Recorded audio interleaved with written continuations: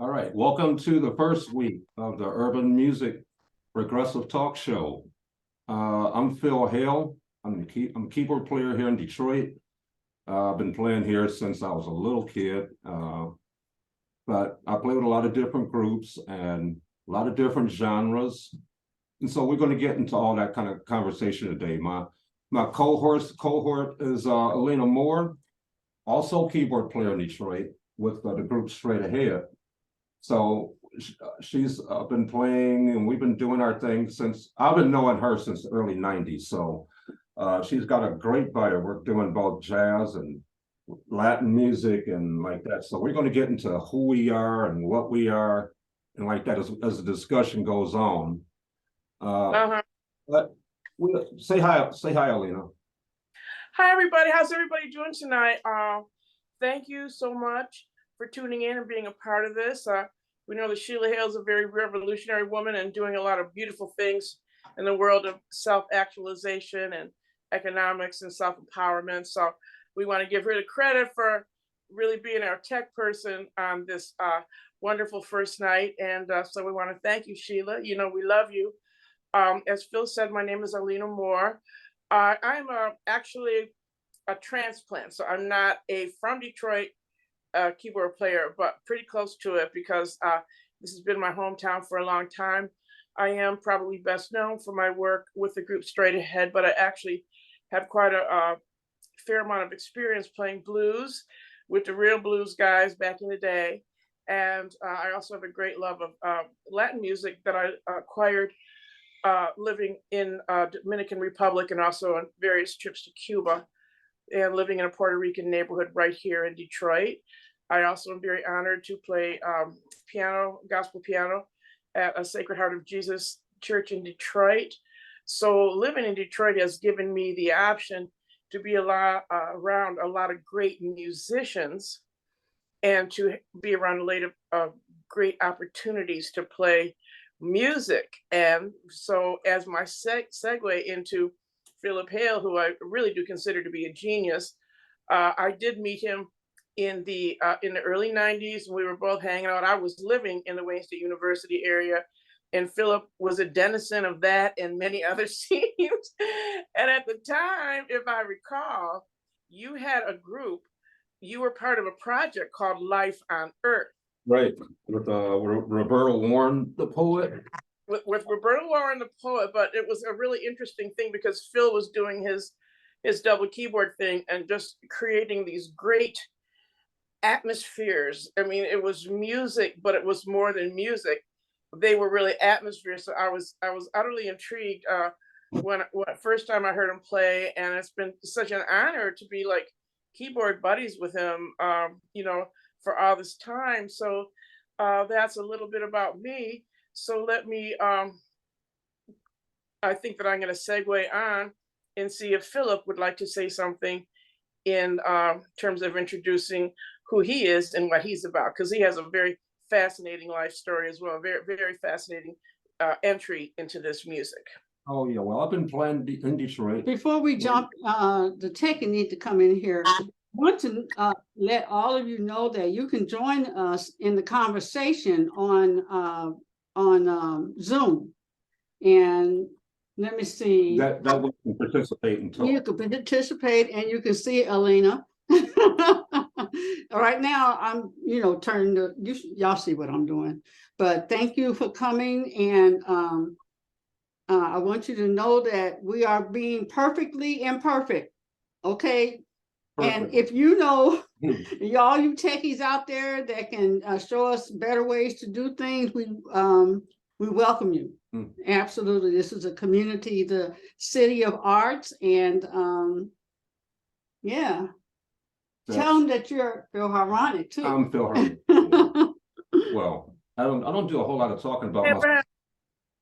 I don't do a whole lot of talking about myself, but you have to say stuff. So, I've been playing in Detroit since I was a kid. 10 years old, started playing at church, at my father's church. Wow. Did that, the gospel music for most of my teens, all of my teens, really. At some point I joined the Navy and got out, but yeah, I used to play at my father's church. My My uncle was the keyboard player there. And Wow. so somehow they allowed me to go up there and sit in on the piano, and because my uncle didn't show up for rehearsal one day, Uncle Willie. Everybody knows some of these people, so I'm going to say the names a couple times over, but Yeah. he let me, he didn't show up for rehearsal. My father had me go up and play it, and I've been playing in public since then. So I was 10 years Wow. old. I'm a product of growing up in the 60s. So there was a lot of music in Detroit in the 60s. You know, we had Motown was going on, and Yeah. Swinging Time, and lot of WJLB and WCHB. A lot of folks here know those stations. That's what we listen to. CKOW. Yeah. That's what happened here during the 60s. So I'm a product of that period of time. And a lot of what I really dig about music is still that period of time. So I've been doing my thing since then, playing gospel and then playing. I got into a rock band at mid-teens. Oh, cool. Went to the Navy, and then came back here and started playing jazz. I started playing more jazz when I moved back here out of the Navy in '81. I moved back to Detroit in '81. And I turned my ear around, and so jazz was in a certain kind of jazz, the Miles Davis type jazz that kicked in.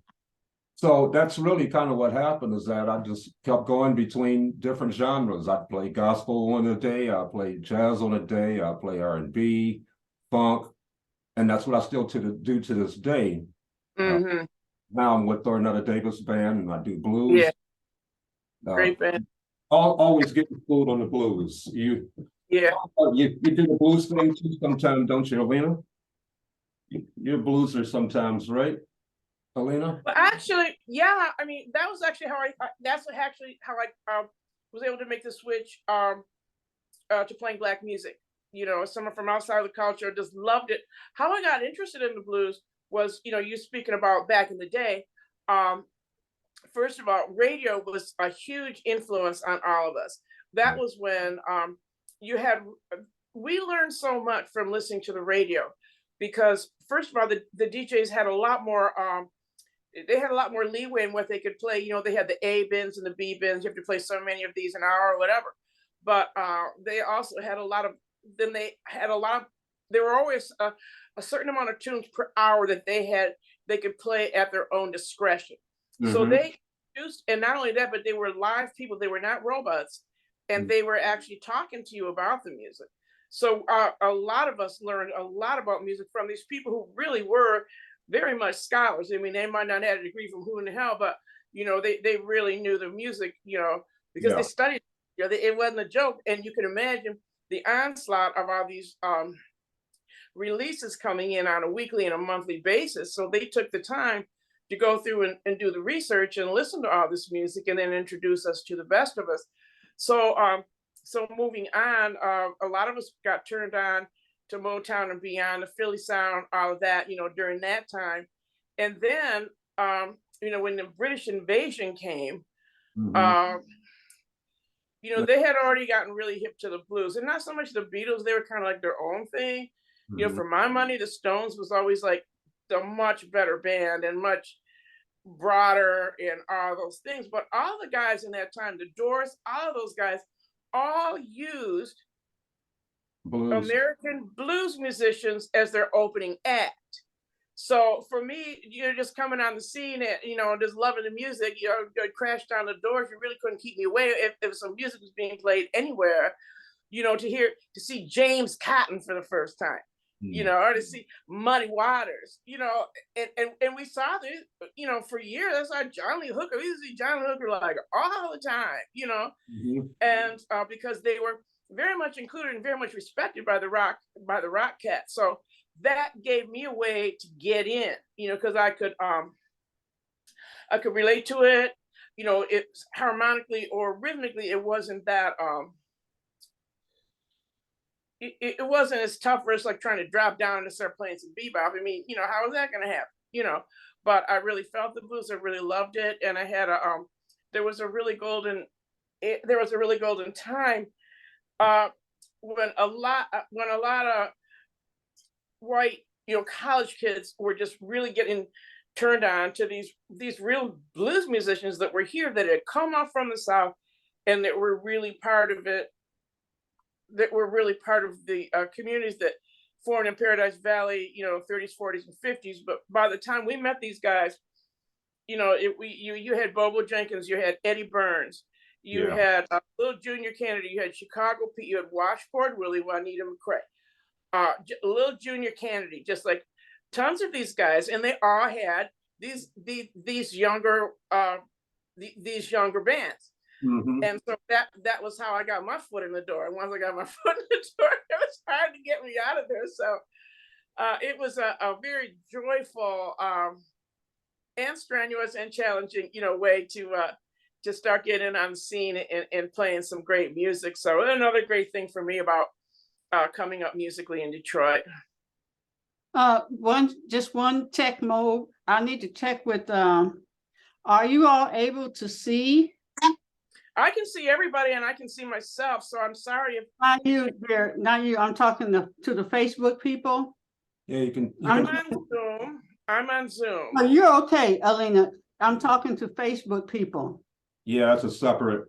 That'll put Yeah, a separate thing. so, in terms of- I'm not sure, because at one time they said they were looking at the all black, so they couldn't see you. Mhm. And I turned it around, I think. So can you all see, Alina? let's do this. Can you see Phil? Somebody respond to me. Okay, she says yes. And I just want to say thank you to all of you who just chiming in. Christine said, I was talking about the video, right? And she said, I can't do better. And I love what you're starting and facilitating here, sending love to Okay, you all. cool. Yeah. Love you, Uncle Simon John Phillips. That's you know who that is. Uncle Simon.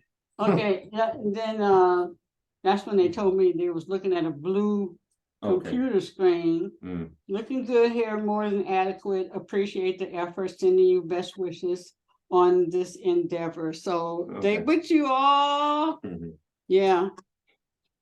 Okay. Who was talking? Okay, she was. Okay, I think we're okay now. Go ahead, Alina. Okay, well, your phone is right in front of Philip's face, so I'm trying to. Okay, there we go. Right. Okay. We're doing a lot. Okay, so I just kind of gave a segue into Phil, just about the influence of the blues scene. Of course, you had not quite arrived back in. Well, it was still going on in the '80s, but I was more active in the late '70s. Yeah, definitely. By the '80s, once you got the DJs in, no offense to DJs, but once the DJs started to kick in, then the live music started to dissipate. Disco chased away a lot of bands. So, oh yeah, absolutely. Disco bands, but once they could make that beat and happen like that, then other things began to happen in the music scene.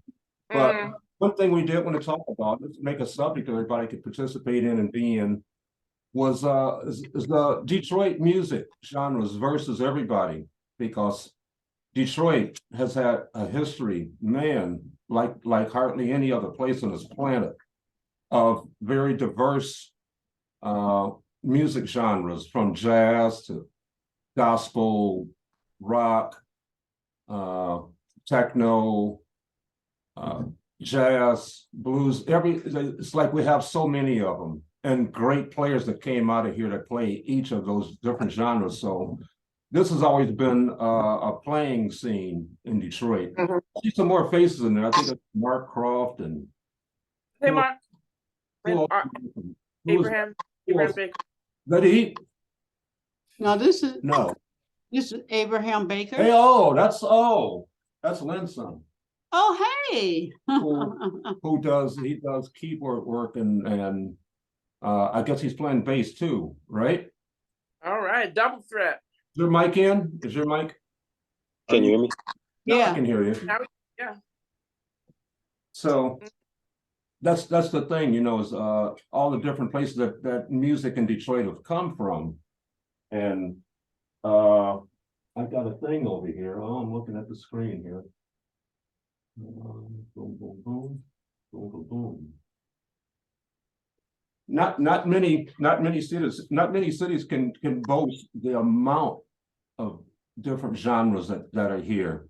Like okay, this Abraham, for example. Abraham, I know him, his family, I grew up around 15 years old. I started playing at his mother and uncle over at their church at 25th Street. You remember Abraham Street too, right? I remember, yeah. Yeah, and so he's grown up and he's been playing instruments and he's in as a musician.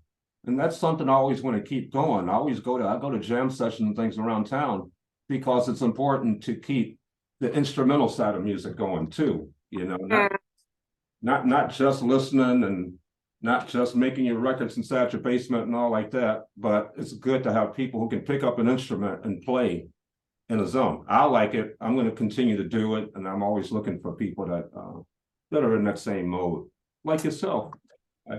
You've been playing with Straight Ahead since when did y'all actually get together? Around about the time that I met you. Okay. I'd been in the Caribbean before that, and I came back and actually was in the Caribbean. Then I spent a year in Boston. Then I came back here, and I got a call to play with that group. So that's definitely one of my mainstay groups, you know, for years, and it's just been a great part of my life. But you know, I always want to stress that it's not the only thing that I do, you know, because actually before I started with Straight Ahead, I had already successfully worked and performed and done business in a second language, which is Spanish, in Santo Domingo, the Dominican Republic. I had spent a couple years down there. Had also spent about 6 months working on a cruise ship with a Latin band, and then I'd gone to Boston to further my studies at the Berklee College of Music before I came here. So I don't want to de-stress Straight Ahead's importance in my life, but I always feel like at this point in my life, I get to stress that I had a real musical, interesting life before then. And as much as I love them and they're my girls and we'll be together, you know, there's many other parallel universes that I exist in. Even today, that group is so identified with each other that it's impossible for us not to bring it up, especially intro. You and Julian and Marion, you guys have been doing that for such a long and good period. You've had all kind of other folks inside the group, so we have to acknowledge how well that thing came together. It was all female band originally, and y'all have tossed different people inside there from time to time. But we're always going to bring up how good and how great that band has been in the Detroit scene. So kudos. Oh, thank you. Well, you know, it takes a lot to have longevity in the band, but it's just like any long-term relationship. It takes working. It takes working at it. You know, it takes working at it. So. So who do we have up there? There's Mark. Mark, is your mic on? Yes, I think so. Can you hear me? Okay, just making sure everybody anytime. I met Mark early 80s, probably at Dunby, Georgia's or somewhere like that when he was playing. Okay. So when I was starting really trying to get into jazz and like I said, more traditional jazz as opposed to what I had been listening to in the 70s, everything was new in the 70s. I wasn't hardly listening to old stuff, not even mid 70s. I wasn't even going 10 years back to listen to Motown. It was still prevalent, but I was trying to move forward, you know. So I was listening to rock and listening to Emerson, Lake and Palmer and Yes and oh God, yeah, of course. Cooper and Pink Floyd, and went through a whole period of that and fusion my way out of that, and then funky jazz from that. And so when I got turned on to the traditional, it was kind of new for my ear, although I've been hearing it all my life. So Mark played trumpet in that band, and he's still playing trumpet and now keyboard to this day. So wow, cool. Welcome to the house there, Mark. Yeah. I'm getting a bunch of knowledge right now. Oh yeah, history. History shouldn't be a mystery. Well, Phil, not not to cut you off, but to kind of to get back in your flow about your, your personal journey or my personal journey. But you raised an interesting question earlier in the evening about, why is it that Detroit it has been such an active music city? And I think that we kind of know what that is. But if you want to tell the story, why don't you go ahead and talk about how folks got up here in the early part of the 20th century and form groups that were large enough for the culture to start bubbling and all that. Right. Well, you did have that migration from Yeah. the south to the north because the jobs kicked in. The auto companies and all that manufacturing kicked in, and people are leaving from the south and they're coming up here to get jobs. So Yeah. you come to Detroit and you got a lot of factories going on, and them factories, they're pounding out stuff all day. You hear machines calling. You ever watch that movie Tap? And Yeah, Gregory Hines, absolutely. There's a scene where he goes outside. Gregory Hines, he's the main character. He has a scene where he goes outside and he picks up his style from the streets. They're hearing stuff in the streets, and, lids on motors and cars blowing horns, but he would get a groove out of that. And so Detroit is kind of like what that thing is. When you come here, you hear all the motors and engines and machines. Yeah. And that it kind of helps kick in a certain groove, and it kicked it in on a lot of different levels. So we had this early blues, there's early jazz, there's rhythm and blues. people, what you call R&B back then. It's like there was a lot of swinging and ragging back in the good old days, like McKinney Pickers and like that. They come up here, and so hearing all those sounds kind of gave this city a groove. Well, you can hear from Detroit music the difference between many or most other places, because we got kind of a funk and kind of a swing. That you got all these things going on, and those sounds get in your head. Now you're playing music, and when you're making rhythms, those rhythms become apparent as, okay, well, this is how we play music. You hear the jazz in Detroit, it swings. So there's a lot of rhythm section musicians that come out of Detroit and help other people make their international bands happen properly. Out of Detroit have been killer, man. Just great players all over the place, and with that unique sound. So, like, Detroit's a little different than Chicago blues, right? Case in point, as I share with you, one of my great experiences in getting into playing this music was I had an opportunity to play with Bobo Jenkins, who was one of the real who had come up here like in the 50s from Forkland, Alabama. Interestingly enough, so he was from Forkland, Alabama, which is the same city the Sun Ra was from. Okay. And they were pretty much contemporaries in terms of age, but look at the difference between Sun Ra and then Bo, who came up and was just, kind of a salt of the earth, a working man, came up here, worked hard, never asked anybody for anything, and, just really built his career, and they all had, there was no, sitting up all day practicing, going to a gig. No, that was not happening for everybody.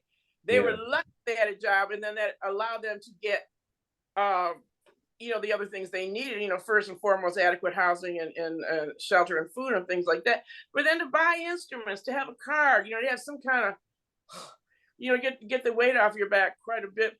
But he, Bo, I really noticed it with him. His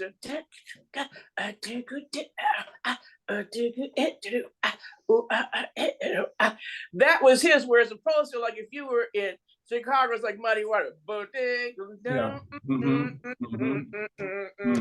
like a world of difference. And so he talked about that, and he said that when he played his guitar, he was a guitar player and singer and songwriter. And he said that he got those rhythms from the machine, and that's what gave him the beat. Now, that was a very personal experience that he had. He probably wasn't, I don't know if he was aware or not, of other people being influenced by that. But if you think about it, very, very strong influence. And there's a certain amount of hustle because it's a tough city, certain amount of hustle, a certain kind of swag you have to have just to, just to kind of survive in here and establish yourself, in place Right. anywhere. No, Yeah. but I think it's fascinating. And then, this is before my time, but we can only dream of having lived in such time. There were venues.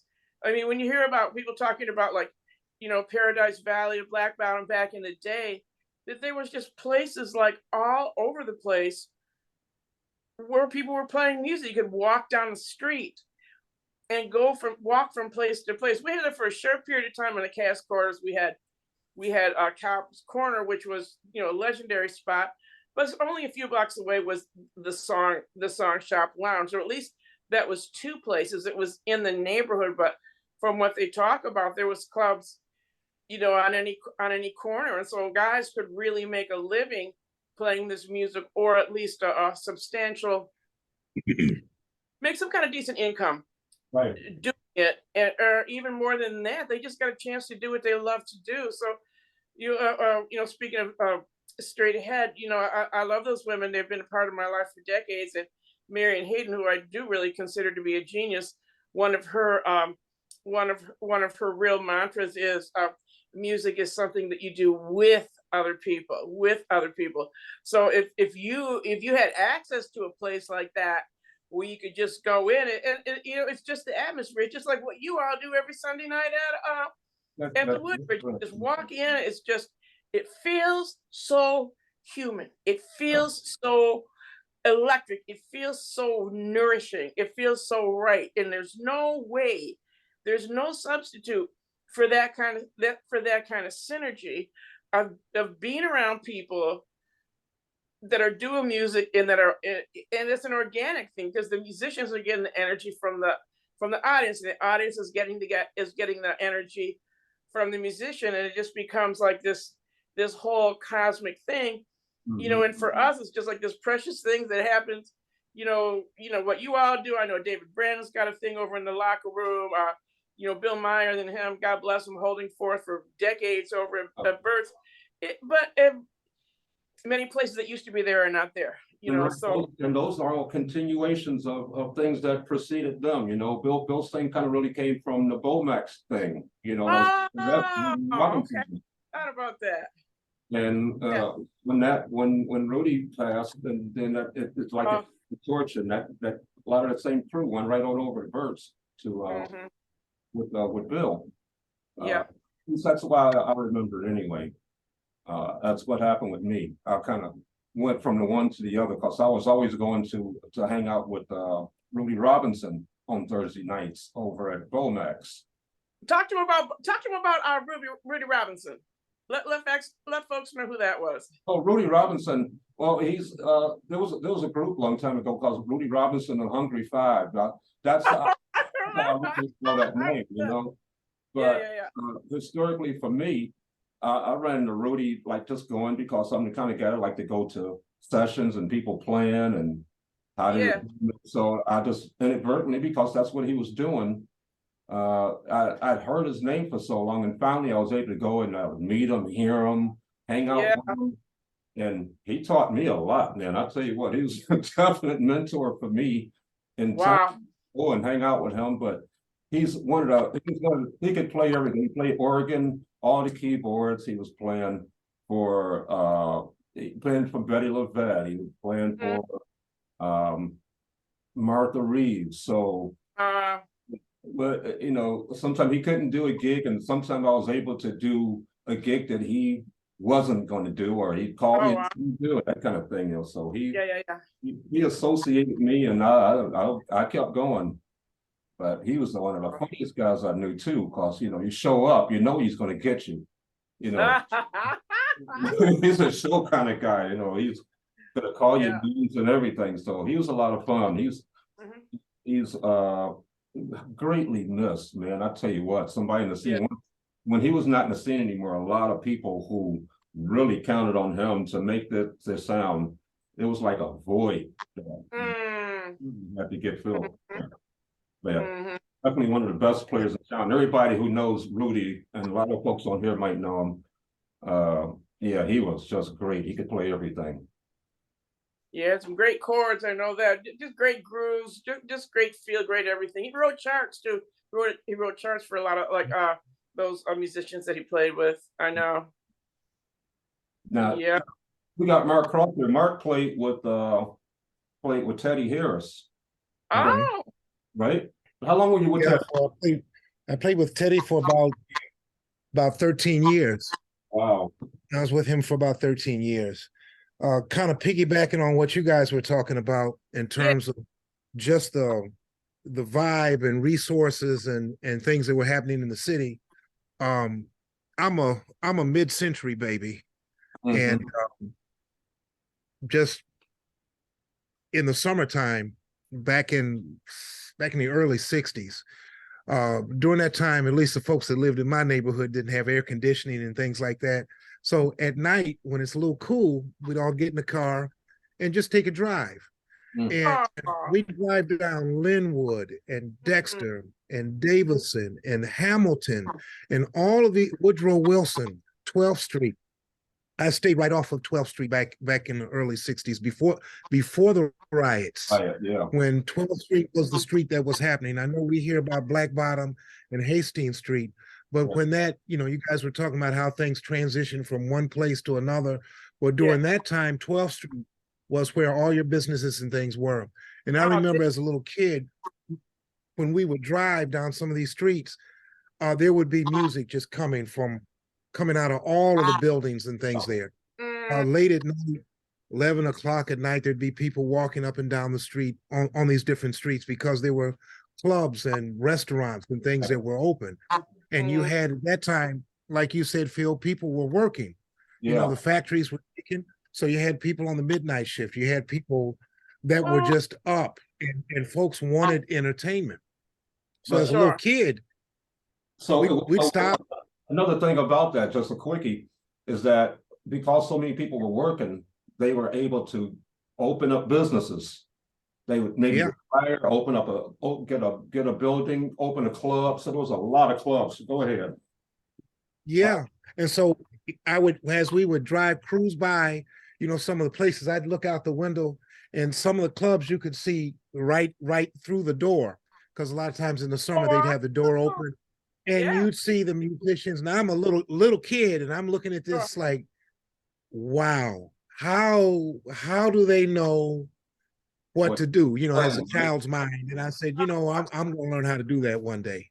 So fast forward, talking about having a resource in people who have influenced you. Ernie Rogers was that guy for me as a teenager, well, a preteen. Before I started driving, there were some, guys that were a little bit older than me that were driving and things like that.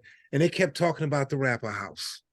And the Rapper House was where America Park is, right there at the Fisher Freeway.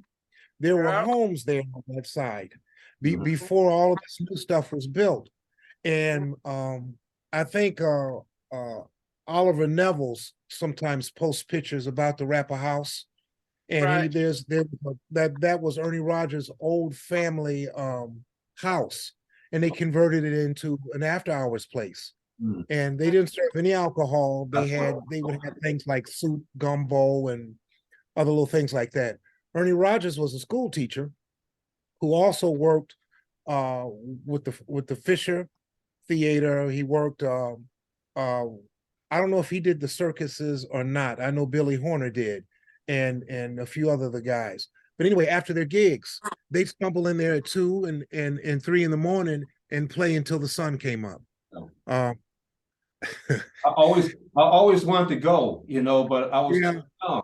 I was too young. Yeah, well, same here. And when I went, and I'm glad you brought that up, I just learned how to drive, 16 years old. I was playing, and I've been playing in a little band, as a preteen. I was 12, 13 years old, playing in band. some of the guys that went to my school, their parents worked in the factory. So they were part of the union, and we would play these little union hall gigs, Mhm. you know, as kids. And so when we started driving, some of the kids went to Northwestern, and that was their band director. So they said, "Hey, man, come on over to the Rapper House." Mhm. So we finished up, loaded all the equipment. Now this is before cell phones. I drive over there. I said, "We're only going to be a minute." So already it's like 2:30, 2:45, Mhm. you know, and I'm out, and I'm 16 years old now, mind you, and it's this time. So I get in there thinking that I'm only going to be there, you know, maybe 45 minutes to an hour. I walked in that place, it was electric.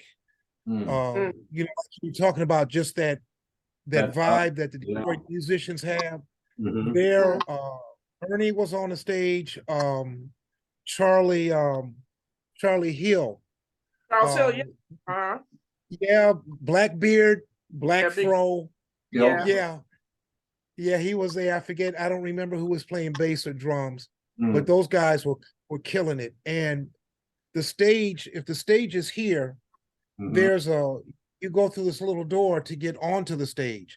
There were Mhm. musicians lined up waiting to get on the stage through the door, lined up against the wall, all the way back to the front door. Horn players, Woo! just waiting for their chance to get on the stage Wow. and play.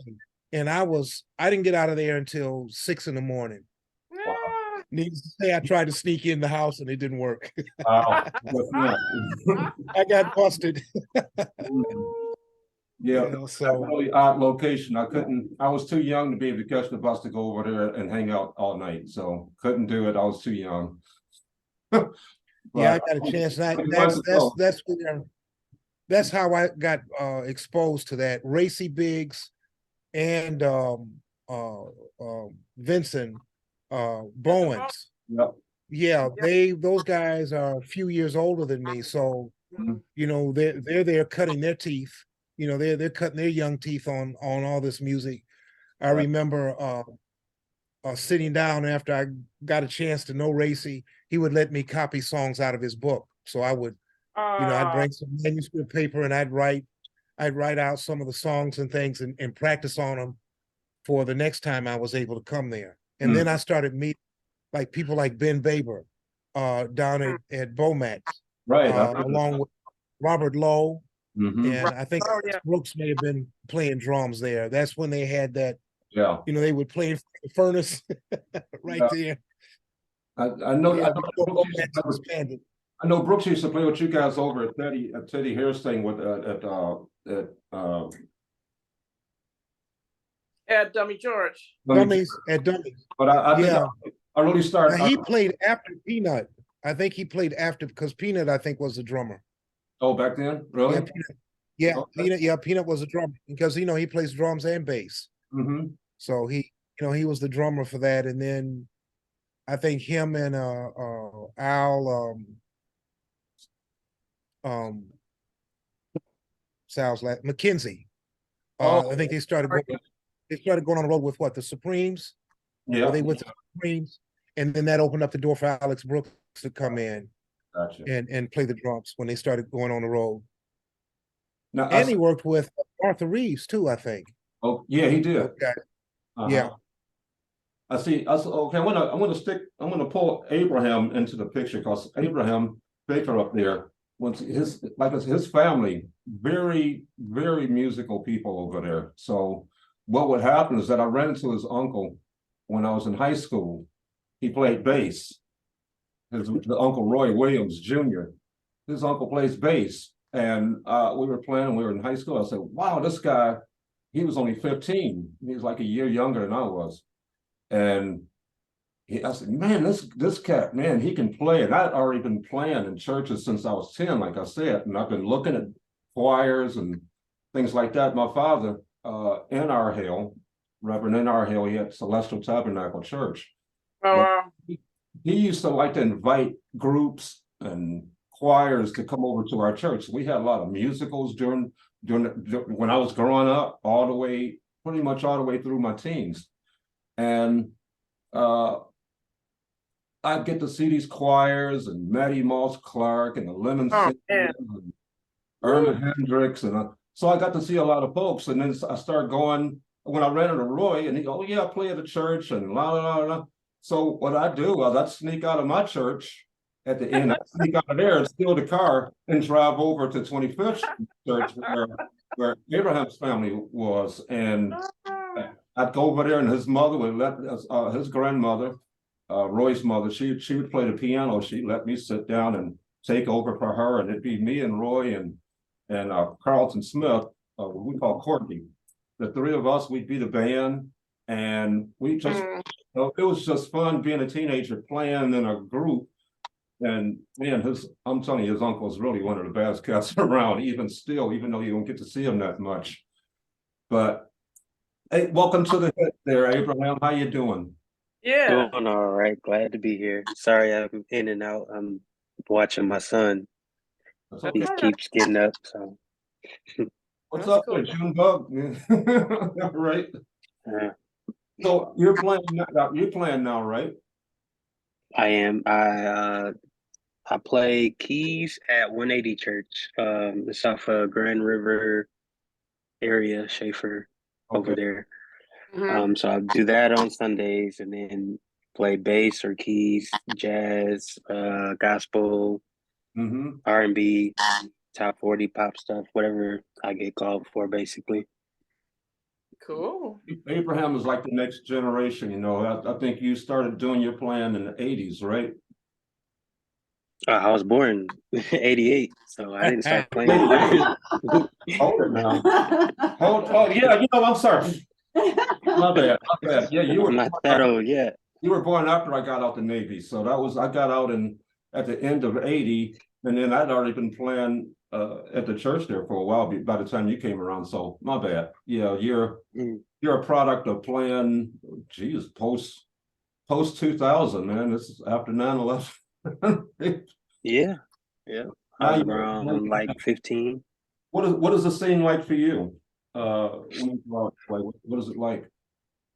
Well, Friends? A lot when of I first started, it was strictly church. Strictly church. But different church scene is different. You have the Kojics, and then you have now the more CCM driven. So it's changed a bit, at least in church. R&B scene obviously is the Church of God same. in Christ, for you folks that don't know that, is Church of God in Christ, and Oh, 25th Street was a Church of God in Christ. And the good thing about it is that they play music. They yeah.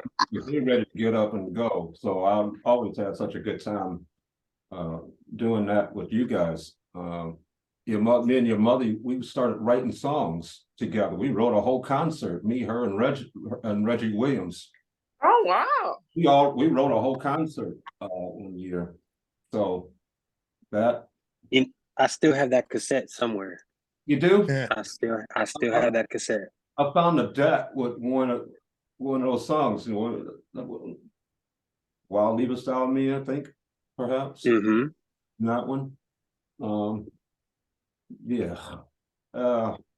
Anyway, that your church was too much. I really had a lot of good times playing over there, and I have to say I do miss seeing and playing in that scenario, because when you play at church, it's like everybody there, they're just going to get with you. They want you to do well, not like clubs where you got to force people to get in, and you Yeah. Mm-hmm. good enough to get a whole bunch of maybe skeptical people to find out what's going on at a church. They're like ready to get with you no matter what. Mhm. It's a great place to learn to play. Mm. As a guy playing by ear, people would just get up and start singing. That's how I learned how to do chord progressions, because they get up and start singing. It don't matter what key they're singing, and you got to find the key and find the song. So Yeah, you gotta follow. that's what my uncle did. That's what I did. And so the beat goes on. Mm. Or do you read and do that kind of thing now, or are you Mostly by ear. you're rolling it, right? Yeah, when they send me stuff, listen to it good once or twice. I mean, it's time to go. Yeah. Mm. That's amazing. Well, tell us about what it was like living in your family. Sounds like you had a lot of musicians in your family. Uh, but That is um big shoes to fill. Put it that way. Big shoes to fill. I hadn't thought about it like that. I hadn't thought about it like that. Oh, he's Yeah, because you got, Uh, of course, my uncle Roy. He's one of the top bass players. I'm personally biased, but taking that away, he's still like up there. okay. I agree. Roy is one of the baddest bass players ever. Yeah, he is. Definitely. 100%. So, even when I started playing bass, trying to measure up to that, it's tough. I gotta find my own way. And then there's Herbert, my uncle Herbert Picard. He was a legend in the gospel world. Wow. He played with I think he played over at C.O. Franklin's church. Mm. Yeah, I think he was like the main organist over there, and certainly for a period. And I did recording. I was in the Navy, and I came back home on leave because I linked up with your family, with those guys over 25th Street right before I joined the Navy, like a year or two. And so I was in the Navy. I came home on leave and did a recording with Uncle Herbert Picard and the Ridgway sisters. Oh, for God, okay. You know that name at all? I've heard of that name. I know the Ridgway sisters. Yeah. Yep. They claim, one of them claimed the song Bernadette was was written about Bernadette Ridgway. Oh, all right. Well, the Suggs, the Suggs girl too. That's really interesting. His mother would write songs, and she could put a choir and make a choir do all kind of stuff. His auntie Bunny, Brenda, she also same thing. So when I first started going over, it was Bunny and Lynn, more Bunny back then, but Lynn just came right up in it, boom. So very musical, done a lot of stuff together. Yeah, it was like that, and until she passed. Just about any choir she was a part of, they start off here, but once she got a hold of them, it was a wrap. Wow. So that also shows another thing about Detroit, with that cross genre thing, a person, you might be a jazzy style player, and like I was trying to be jazzy, and Roy was not trying to be gospel. So the grooves were, we didn't care what music was. Well, we just tried to get inside there and make it happen. And I think I'm like that now. I don't call myself a jazz or blues or anything. I'm urban progressive. Okay. I like what I like in the city and grooves, and I don't want to be trapped by any one particular genre. I like them. I like a lot of them. So blues today, jazz tomorrow, R&B and funk. This is a big funk town, Who else is up there? I see another head up there. Who is that? Star. Not sure. Oh, okay. All right. What's up? I like the way you say urban progressive, because it's one of the things as musicians that because the music, not even slowly but insidiously is just being taken over, and it's up to us, to stand our ground. Because like you say, it's important to support live music and to stand for what you are. And you don't have to be in one category for the other. Basically, all these categories and things like this are basically just tools for people that don't have the talent to do what you do, but they're trying to find something to sell. That basically they need a product, and you have to always really keep that in mind, that there are many, many people that are really parasites on the music business and that are just using it as a lucrative way to make a lot of money. And they don't really care how many people get really dashed and destroyed in the process. It's a really terrible machine that eats people up and spits it out. And bear in mind that, America is such a huge country, and it's so full of just brilliant and creative people doing all this great music all the time. but almost none of it gets on the radio. Now Prince, God rest his soul, before he passed, he made the point, because in terms of commercial radio, which is why internet radio and different types of radio are so important. But Prince made a really good point in terms of the fact that there are probably 4 or 5 programmers that are programming what's being heard on all the major radio stations for the country. They're controlling the country. And he made the point that if you wanted to do a cross country trip, and you started like in San Diego, California, and you went all the way across the United States and ended up in the tip of Maine. And if you were just tuning into land radio, terrestrial radio, now whatever they call it, you would hear the same 10 songs all the way through the United States. And harkening back to what we were talking about earlier about the importance of DJs, real disc jockey people that actually knew about music and were on the radio, talking about it, educating us about it. And that was when there was really a difference in radio, and I had a real firsthand experience with that, because my family was actually from a transplant. My family is actually from Chicago. My big family is from Chicago, and we got transferred here because my dad was in the automotive industry. So we were always going back and forth to Chicago, and we would be in that car, and we could tell we crossed that border. We crossed the border. We got into Chicago to turn on WLS. Immediately it changed. Immediately it changed. And if you think of Detroit and Chicago, it's only 300 miles. But there was a really difference in the radio. And then my dad liked to travel. My family was a great one for car trips. So if you go down, we took a couple cross-country trips, get down to Memphis. Memphis is really different. And like Philly is really, really different. And then you go on and don't even go into Florida, don't go into Mississippi, and all these places. Some of the big hits, of course, are being played, but there was so much regional radio. Right. And regional voices of everybody didn't have to sound like they're announcing the 11 o'clock. If you were to start, this is what some of the things that they're trying to roust away from us. And we're missing something that's very humanizing about the music. One of the things that brings us together, we relate to our surroundings and people that sound like us, and then we can go somewhere else and be interested in the story of someone who sounds different. In terms of what you're saying and how we have to look at it today, because you're right, back in the day, a DJ would introduce songs. Boom, I'm going to break. Yeah. Define Mojo broke Prince here in Detroit. Oh my God, yeah. So when Prince would come to Detroit, he'd stay here for I think he came here one week and sold out a week at the well, that's a hell of a break. And he always loved playing in Detroit. But you a DJ who would break different bands. Well, now we're at a point where it's kind of turned around. We have to pretty much create our content. We have to create it in a place. And maybe with forums like this, maybe we can find ways to group up and find a thing that we can support, that we can go online or whatever and support and maybe an internet station that we can all agree on and commandeer the station, right?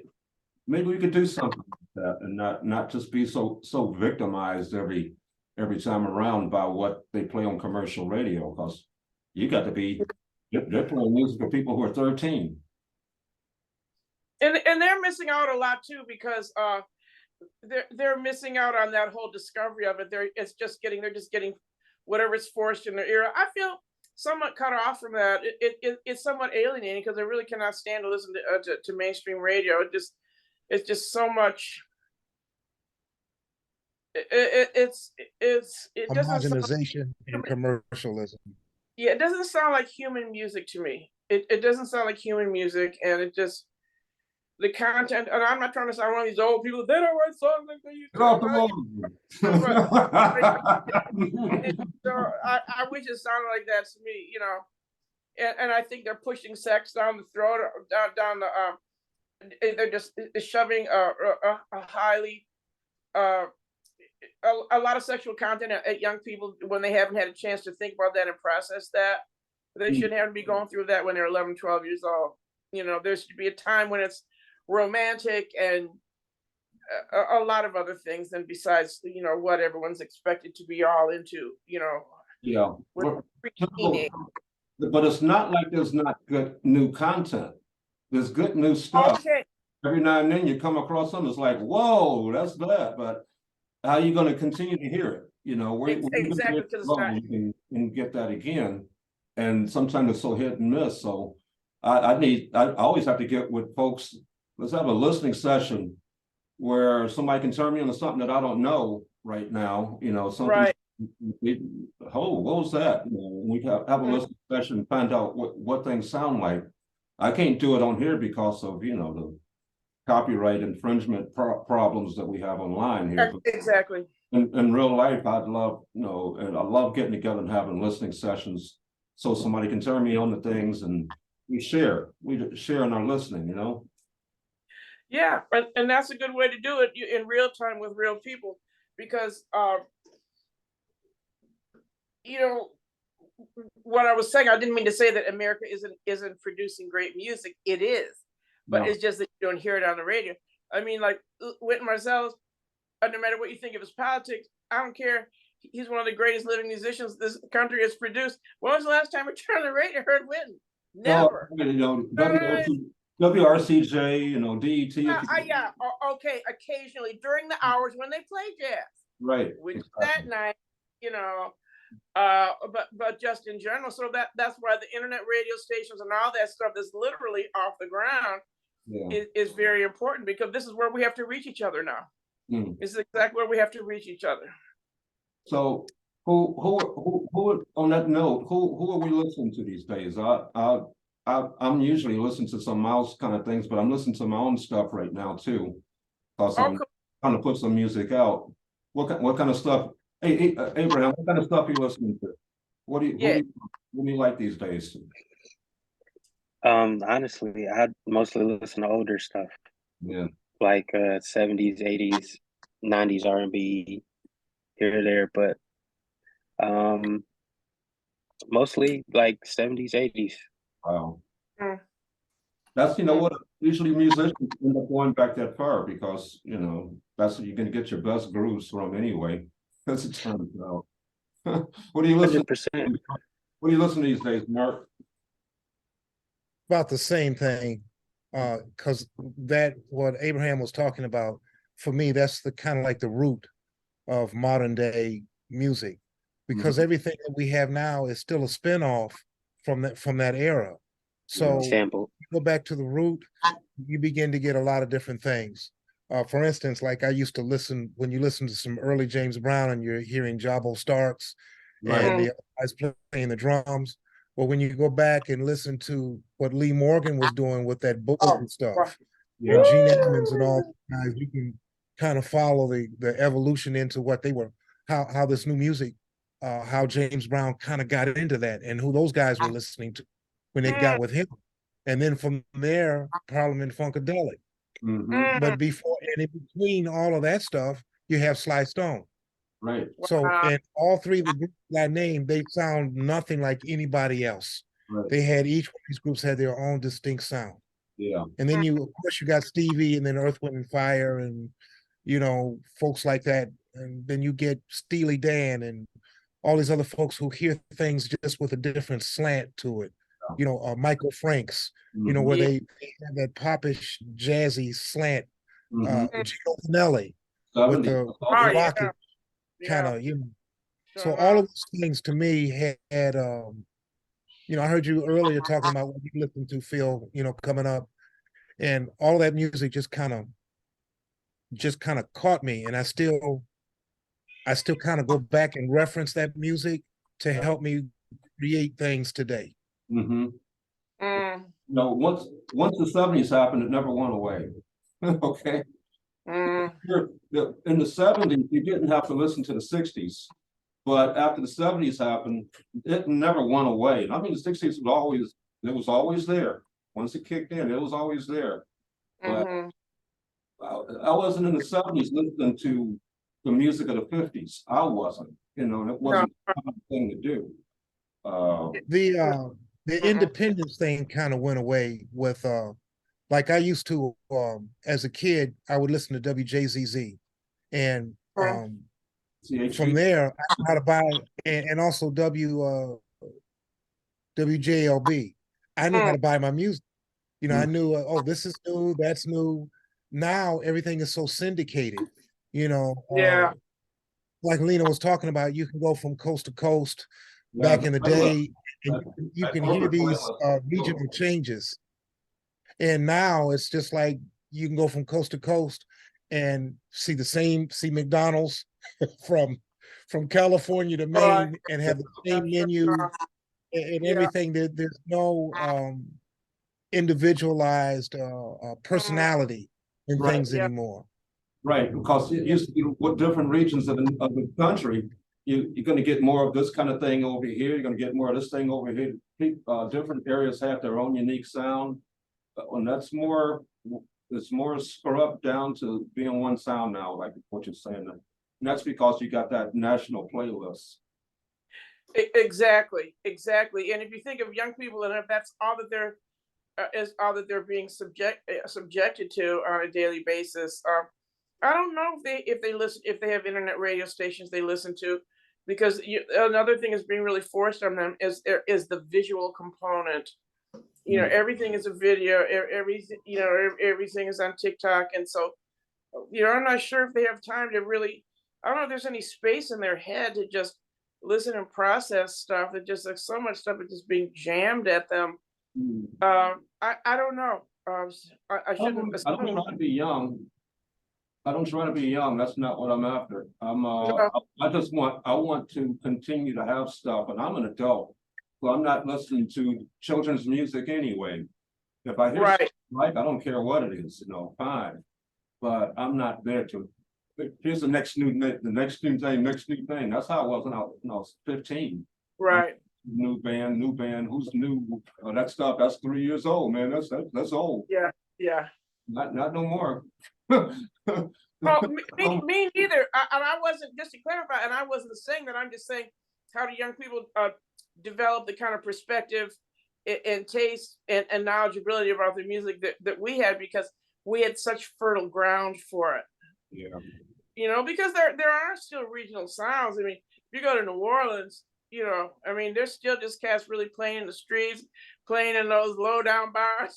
they really sound like that. And there still definitely is. St. Louis, a lot of places, Florida. I mean, it definitely is. And maybe it's better that it's not on the radio. Maybe it's better that it's just like these little islands where no one's really messing with them. Exactly. We know that New Orleans got a very distinct sound. That's one of those places in America that when you hear somebody, it's a very musical town. Oh God, yeah.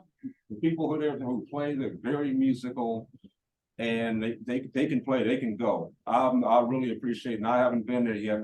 It's on the list, but believe me. Oh, you'll love it. Haven't You'll been. love But You'll have sensory overload. when I go somewhere and I run across players from New Orleans, you can tell right off the bat they're ready to go, they're ready to sing, they're ready to play, and they can. So yeah.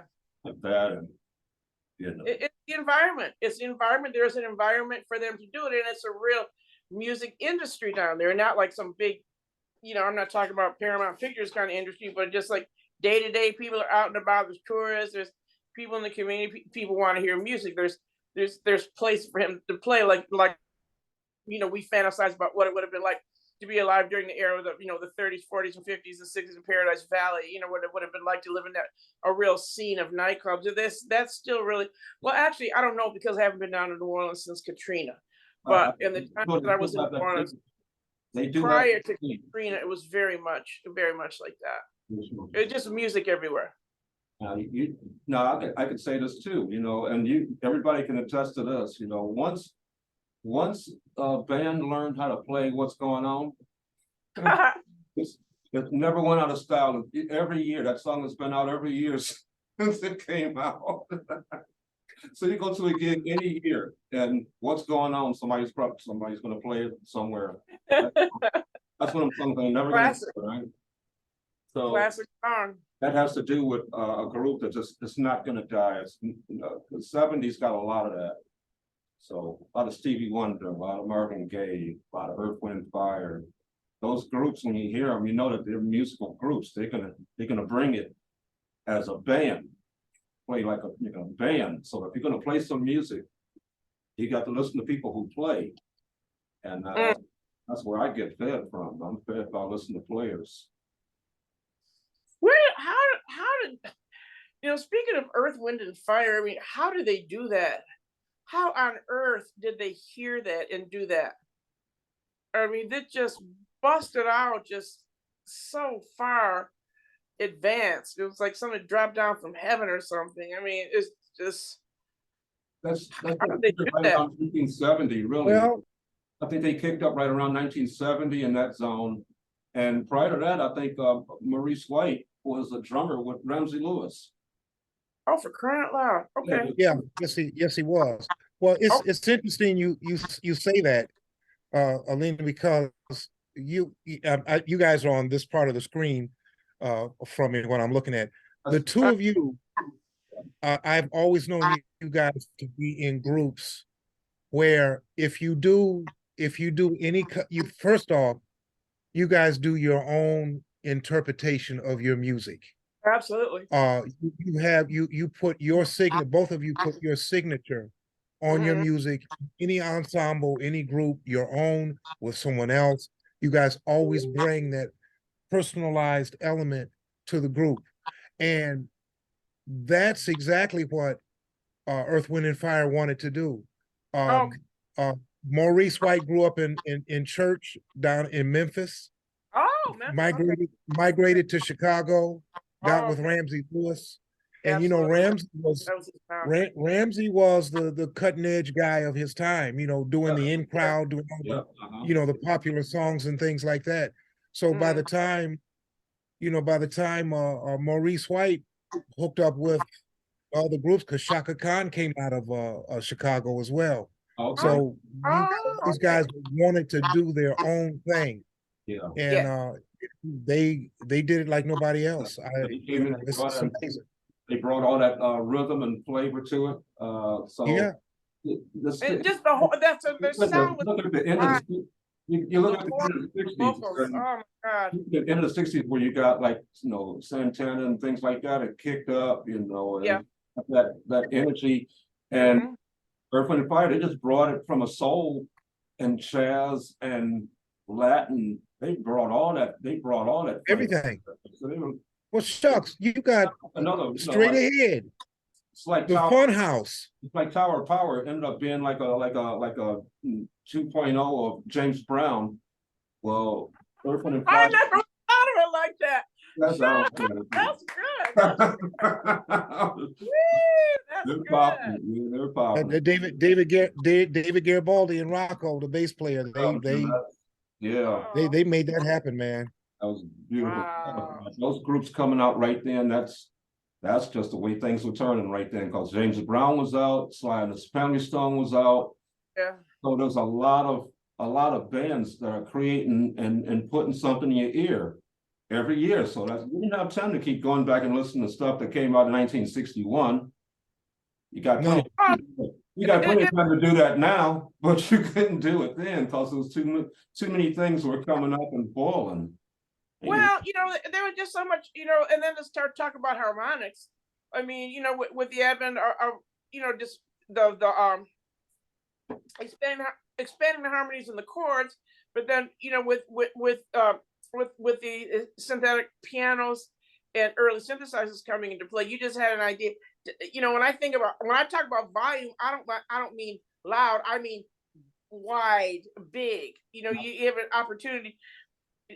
You can just get so much more sound out of these ensembles, and that's what and I've really heard in Earth, Wind, and Fire. But I just wonder where they came from, because like when you think of somebody like George Clinton, when they started out as Parliament, the Parliament. So that so we kind of grew up like here, and we kind of grew up here in Parliament, and then when they expanded to Parliament and Funkadelic, and it went this whole other direction, we're like, oh my God, how did that happen? But we sort of heard where it came from because we heard it develop in Detroit. But like to me, Earth, Wind, and Fire just came out of like You know, what was that, like a blast from heaven? Like, oh my God. They did a whole different thing. Yeah, I think Love Is Life was the first thing that I really caught with them. Love Is Life. You'd have to put the song on. I can only tell you guys to listen to the song because I can't play it on here, or like I'd like to. Right. Can you tell us the name of it? Would that be cheating? They had, huh?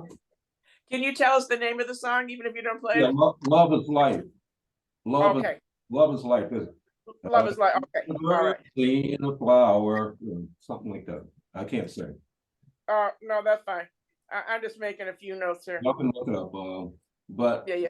that came out, and then after that, you hear all these rhythms and things going on. So, but like I said, everybody was bursting. It was such a creative period for musicians. Yes. Sounds changing, people really getting the recording thing down pat, going from 2 tracks to 4 tracks, and that was another thing. Yeah. Yeah, when they first came out too, the Fender Rhodes had finally just kind of, it became the standard, and it changed everything from them old those earlies and all that stuff. It just made a big difference in the music. Huge difference.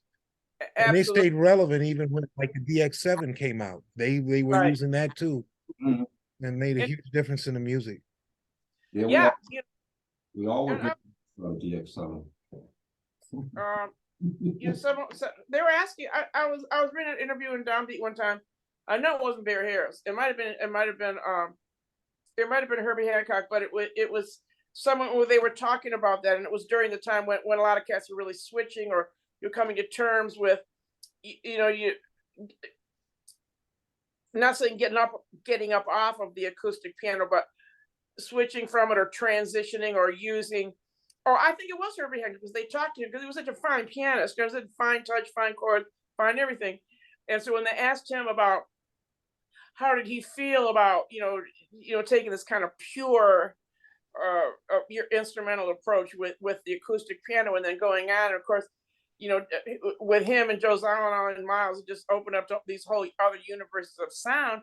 And his answer, he took it from a very interesting perspective when he said that in terms of electrical sound waves, it was just taking the sound waves higher because of the source. Okay. And I thought, and then when you look at it that way, you do really hear it in the music. And then look at the kind of music that they started composing, because they had access to this stuff, especially talking about your guy Miles. Not just like Bitches Brew, but like On the Corner, Big Fun, all those things. And Zawinul, he's a maniac when he took off with Weather Report. Yeah. What a Herbie Hancock with Headhunter. It's just like, okay, we're going to another, stratosphere here. Right. Well, Miles certainly gave birth to a lot of guys who became the sound of the 70s fusion. He did. High-end guys, Joe Zawinul and Herbie and Chick Corea and Keith Jarrett. Chick, yeah. Jack Stanley Clark, Jocko. Who? Jocko? No. Jocko, that's on the Weatherport.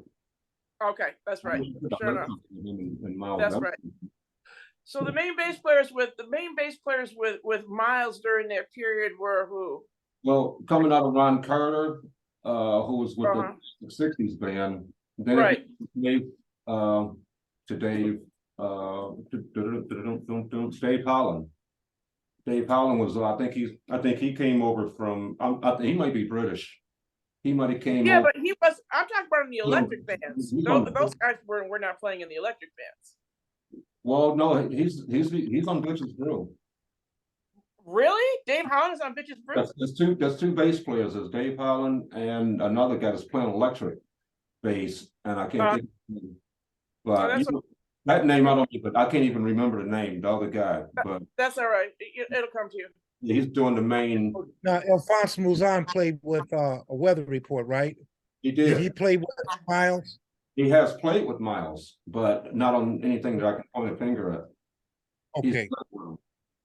Because Miles thought he kind of sounded like Tony Williams. So I was like, I didn't hear that one. I'd like to have heard that because Alphonse Mouzon was badass. Woo, too bad, too bad. Oh my goodness. But yeah, it was like a huge shift if you think about 1951 and 1971. I mean, it's like that's like a century and 20 years. Oh yeah, definitely. You know. Man, like man, you're coming out of a Bird time when Bird was out and swing crooners. Just the perfection. Frank Sinatra. Perfection. A lot of, which also, so now I'll also just think when I was looking for certain of our historical people. Yeah, and I'm still listening. I'm going to be off camera for 1 second. I got to get my charger. Go and get it. I had to get. I thought it was charged up enough, but you guys are coming up with some brilliant conversation, wearing down my electricity on my iPad. You gotta plug it up. You gotta plug up and plug and I don't want to fade off on you guys in the last bit of our show. Hey, Abraham. I just don't want you to see rummaging around my apartment for my extension cord. Abraham, are you doing, have you produced any original stuff? Oh, No, we're just I have not. One thing I did do was a song Mom wrote. I did a song for that after she passed. I did the music and then my wife sang on it. Okay. Just sort of like a tribute, I guess. So I'm working on some stuff though. Oh, good. Cool. Everything. So here's the thing. All four of us that I'm seeing that's on here. Somebody just added to the picture was John Lavelle. Lord. John Lavelle. What's up, John? Hey, how's everybody doing? All good. All good. Well, most of us play keyboard. So Mark over there, he's like when I say new, that means the last few years. He's been playing keyboard. And so I remember when you started playing keyboard, Abraham, you with the organ and like that, we went over, we were trying to do stuff together. He's in that same kind of seat that you were in then. Because now he's starting to learn how to work a Hammond organ. So y'all could probably old guy. I might have a cane next to the organ, but I'm still working at it because it's just, it's one of those enjoyable things. Yes, I mean, just being able to sit down and figure out the drawbars, right? Yeah. It's a different beast for sure. You're more of an organ or bass player, Abraham? Are you more? I've played keys longer, so I guess I would say that. Okay. You could have fooled me. Stop it. I just try to get in where I fit in. Okay. Well, the thing with like piano and organ or keys and organ, you have to. It's definitely two different approaches. People think you can sit down in one and it'll be the same thing on the other just because you can play one.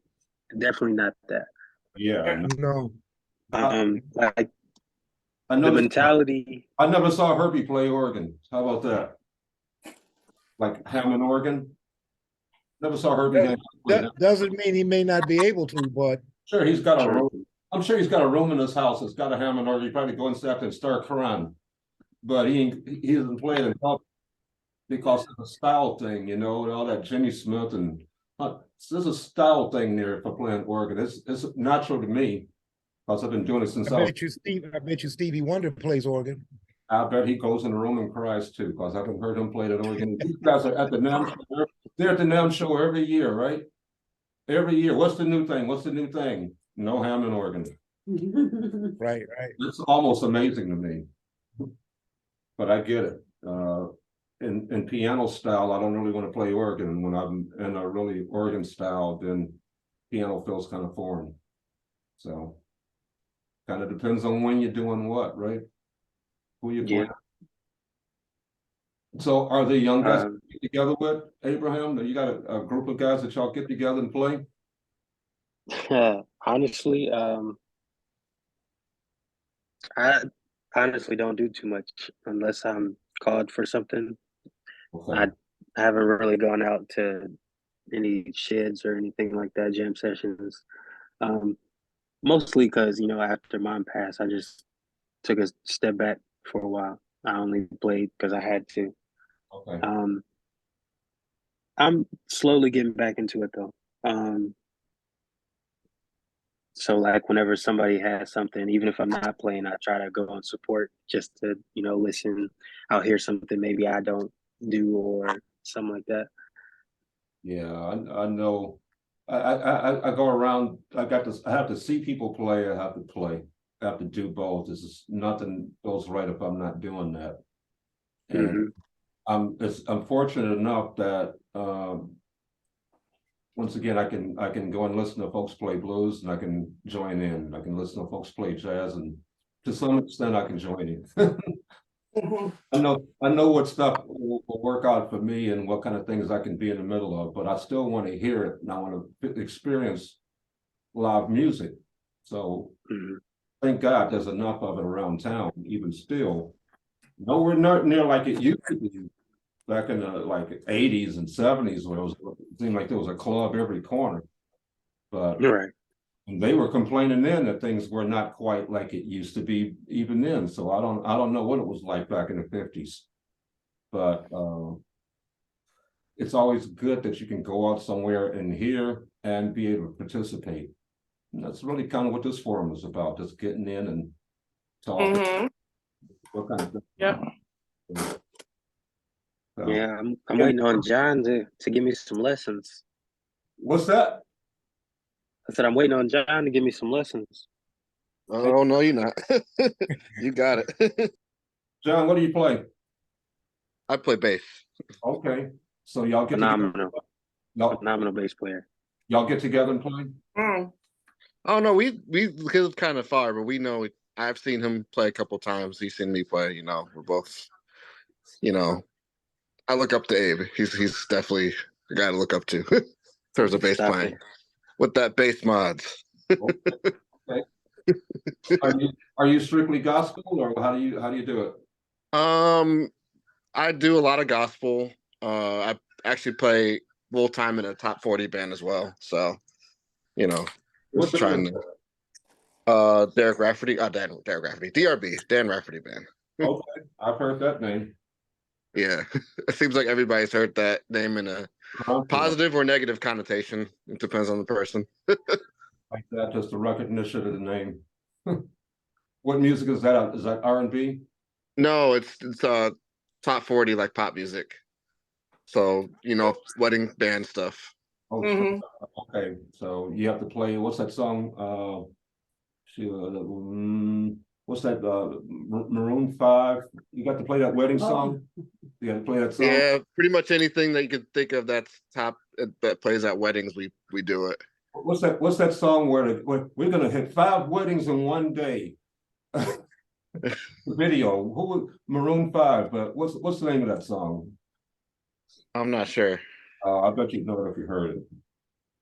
Most likely. A video. So there's a video, and the guy Adam, what's his name? Are we going to hit 5 weddings in a day? Now that scares the life out of me. And I'm not a big wedding band guy. That's just like makes me nuts. I have to learn too many different types of music for one show at this point. And I feel it. I'm not familiar with a lot of them because I'm not familiar with a lot Is of. that sugar? But I Yeah. respect it. That's all good. You know, it Yeah, really good. I now want to look it up. it's sugar. Sugar, that's the one. Yeah. That's My it. wife over here helped me out because she knows all the names of these songs. So you know that. Yeah. When I used to be in BWK, we used to play that one all the time. Or Blue Water Kings, sorry. Oh, Blue Water Kings? Yeah, when I used to be in that band, we used to play that forever. Okay. Every gig. That was Yeah. the one. I'm I not hate that song. But let me just say this: there's a lot to be said. there's a lot to be said for those wedding bands because they are actually really proficient. They do actually play a lot of different sounds. And think about what the purpose of it is. They're coming together and they're celebrating people in one of their major life events. And if the band is good, they're making a lot of people happy. And you're not going to sit up there, not going to be asking you for a lot of John Coltrane Love Supreme. I mean, they want what they hear on the radio, what they connect with. Reminds them when they were in school, and it makes them happy. It's a whole it's like a ministry, really. And the thing about it is that any top 40 band that's surviving in this day and age has got to be really, really good, because for a while there were so many of them that were not good bands, and that there was no consequences if they showed up and did a lousy job because it was a one-nighter. And then when the DJs came in, and these DJs just had this polish, and they knew not only what everybody wanted to hear, but they showed up, their equipment was right, nobody was late, nobody had attitude, and they played that room, up, brought it all the way up and brought it all the way back down. So it chased a lot of them. And not to be dropping names, but there was out of L'Oreal Ross, there was a wedding band that I wasn't the keyboard player in it, but they would call me as a sub when their regular keyboard player wasn't there, and they had 3 singers up front, and guess who one of the singers was? Kim. Oh, okay. And it was Kim. Sure. Yes, and it was Kim, and it was during the time that he was actually recording his first CD over at Masterpiece, Sylvia Morr's studio, and he was recording it one song at a time. And I had so much, he looked like a star, but then, he just had that style, the way he carried himself. He was so slim and so elegant. And, at the same time, so nice and so humble for everybody. And I'll tell you what, he did that show to the best of his ability. I mean, when it was time to do the Dock of the Bay, he did the Dock of the Bay. When it was time to do My Eyes Don't Cry and get on the floor and get the people out in the hustle, he did that. He did it with the same dignity and artistry as he did everything else, and that's what I call a professional. So my hat's off to anybody that can make a wedding band work in this day and age, because that you got tough competition with the DJs, Yeah. That's right. My vibe. I think that DJ helped clean a lot of things up. It chased a lot of bands out into submission, but yeah, it did. It changed the sound. It changed. Well, separated the wheat from the chaff. As people show up and do a lousy, get paid thousands of dollars for somebody's big night and do a lousy job because they can't get fired because it's only one night anyway. That's your integrity. You got to answer for that yourself. You talked yourself right out of a gig. Yeah, those gigs are super easy. They're super easy. However, they're super easy to screw up too with people who aren't familiar with it. So I get what you're saying for sure. Yeah. Yeah, that's for sure. So it's always looking for some kind of forum. So like early on, me playing in church, when I played at church, it gave me an opportunity, because of the kind of songs that they were simple enough to learn. So it's kind of like playing rock and roll early, They got of course, yeah. A lot of chord changes at my father's church. They had the kind of blues thing. So once I started playing blues, some of the same songs, the same chord changes. I just start looking at stuff as this song goes like this. This song goes like this. Oh, this is that one. Oh, this is that one. And it just kept coming around. But lucky for me, I like chord changes. I like them. Oh, yeah. It sounds like you like them. The way you play your chords, it sounds like you like them. I played, I think the first really cool song I learned was My Sharia Morr. Woo! The teacher gave me that book, and My Sharia, and all those modulations in the songs. Yeah. Ain't nobody writing songs like that. You can't, that's not easy to do. Yeah. All the Stevie Wonder songs, good luck, Yeah. Yeah. But doing that and then moving up into rock, that was boom, that was a thing. And then by the time the jazzy stuff started hitting my ear, at least I had a place to work from. Exactly. Yeah, you had a reference point. So you just want to be, in a way, I just want to be progressive. I don't want to be stuck in no particular one thing. And I always want to hear somebody that's playing better. It gets me wider, more arsenal to work from. Mhm, So mhm. Mark can attest to that, because now Mark is starting to do more stuff. He's been playing trumpet all these years, playing all kind of bad jazz, badass jazz. But now he's also doing some of those gigs on keyboard, All right. watching guys It's do that. a whole nother, The crossover. it's a whole nother dimension. Yeah, because there's so many layers. I'm finding that if you want to really get into this, you got to really get into all the little layers that are involved. You got to learn Mhm. how to have a left-hand bass. You Right. have to have a nice left-hand chord bed with a nice melody on the top. You Mhm. know, and then if you're doing gigs where you're the auxiliary person, where you're doing string lines and Yeah. horn patches and other thing, that's a whole other thing, trying to imitate horns and strings, and it just really keeps you going. And then like we were talking about earlier, taking something simple and being able to really create something relevant Mhm. from it, and not something being trapped in a can or something where it's just the same thing over and over again, the same progressions, and not any kind of variation of those things. So, Mm. for me, it's really helped elevate my trumpet playing, Mhm. being able to finally hear those kinds of things and be able to relate to them, and know when I hear somebody else do it, I can say, "Oh, I know what that is now." Right. Mm. Mm. That's been Like the that's wind. that's been a new awakening for me. Mhm. As a budding, trying to understand music by way of the piano. Yeah. Mm. So it's all These about. things we've been told. Mhm. Yeah, I've been told these things, but when you start to experience them for yourself, it just a light really just comes on. Exactly. And having all those influences can give you more ideas about stuff to work on. People always say, "Oh," Hmm. I used to hear this thing, guys say, I'm gonna go in the woodshed. I'm going to woodshed. And that's almost a scary term to say woodshed. Stage is wood. So Yeah. Ah, you Woo! I you like gotta that, catch Phil. a I cave, like and that. you might be a caveman. Nobody might not know nothing that you're doing if you're just down there.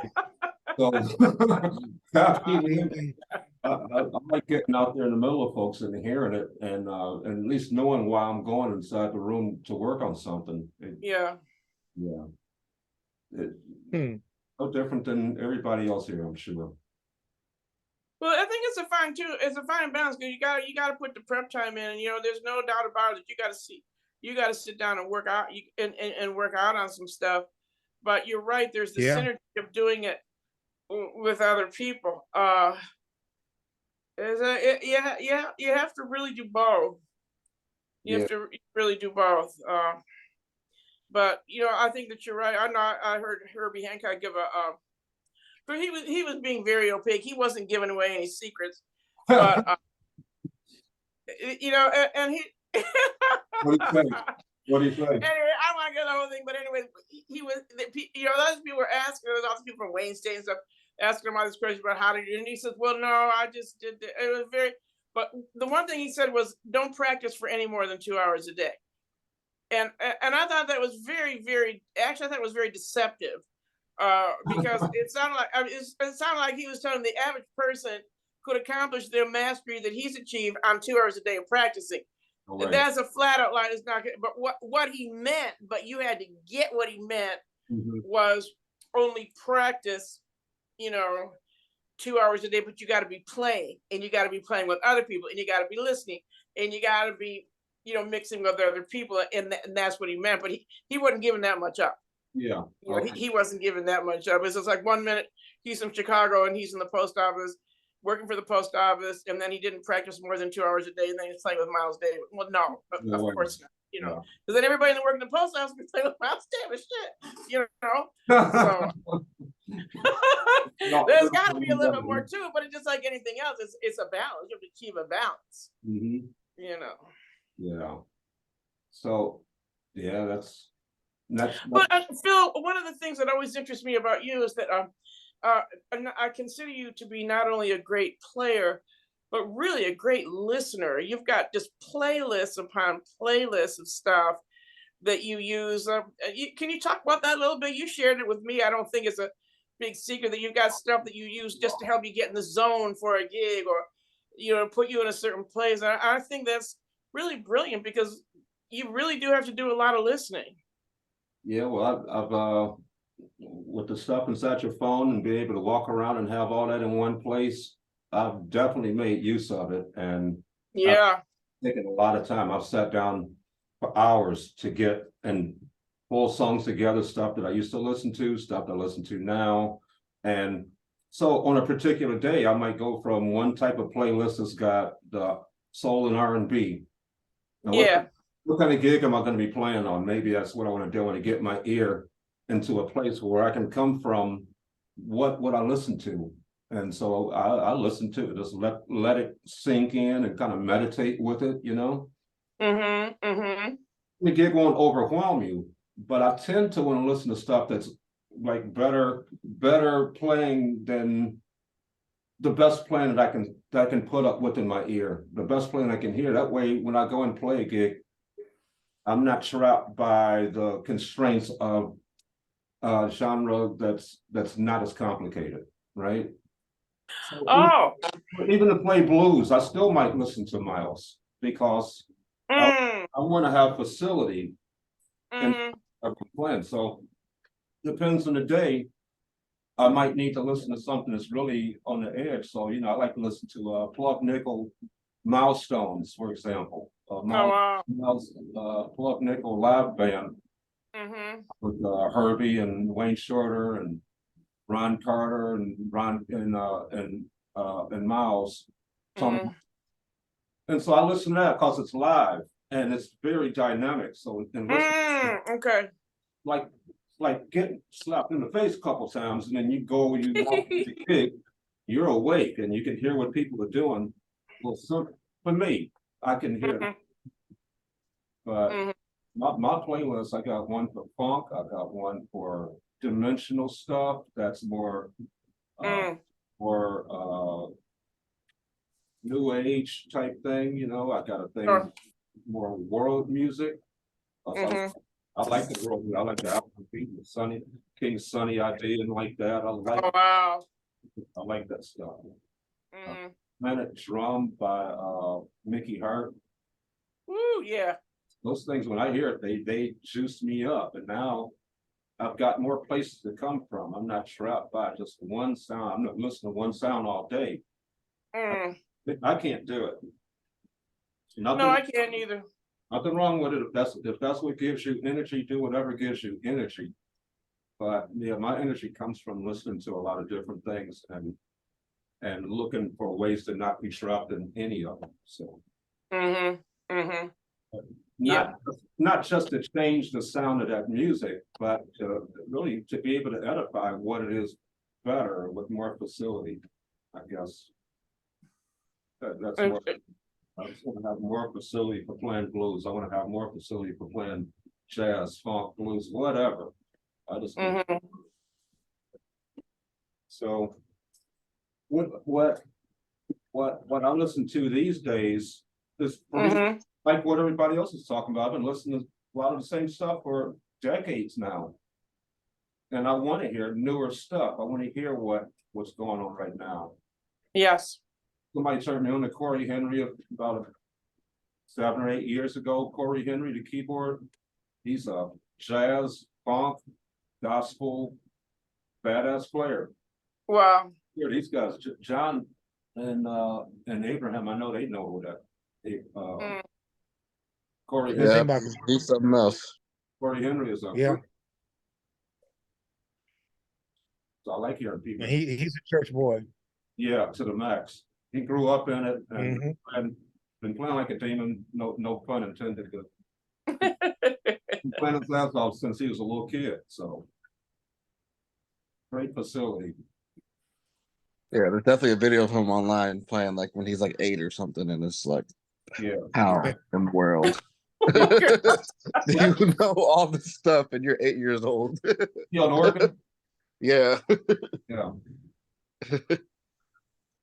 So that guy's a monster. So yeah, people like him and who's the other guy? Robert Glasper. Oh Yeah, yeah. Glasgow. Yeah, these guys, I love Mhm. people to do.